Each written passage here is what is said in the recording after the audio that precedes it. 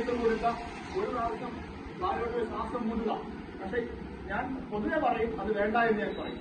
അതേസമയം നിങ്ങൾ ഈ CPR തുടർന്നുകൊണ്ടിരുന്നതിന് ശേഷം ഒരു മിനിറ്റ് കഴിയുമ്പോഴത്തേക്ക് നമ്മൾ സ്വാഭാവികമായിട്ട് നിങ്ങൾ കൂട്ടുകാരനെ വിളിച്ചതിന് ശേഷം CPR തുടരുക.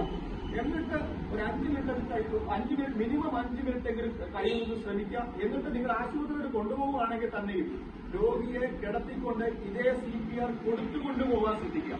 മനസ്സിലായോ?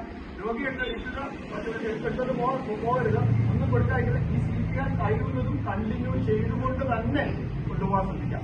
ഇതാണ് CPR എന്ന് പറയുന്നത്. കാർഡിയക് അറസ്റ്റ് എന്ന് പറയുന്നത്.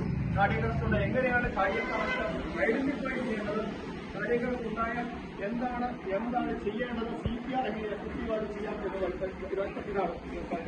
ഇതാണ് ജോലി ചെയ്യുന്ന ആശുപത്രികളിൽ ഓട്ടോ ഡ്രൈവർമാരാണ് രോഗികളുടെ ജീവൻ രക്ഷിച്ചിട്ടുള്ളത്.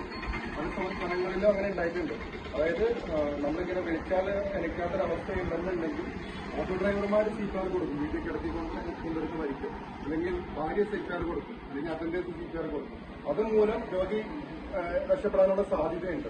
ആ ഇനീഷ്യൽ മിനിറ്റ്സിൽ നമ്മൾ എന്ത് മാനേജ് ചെയ്യുമ്പോൾ അതുപോലെ വഴഞ്ഞു വീണാൽ ആദ്യമേ ആശുപത്രിയിൽ ഉടനെ വണ്ടി പിടിച്ച് ആശുപത്രിയിൽ കൊണ്ടുവരാൻ പകരം ഈ പൾസും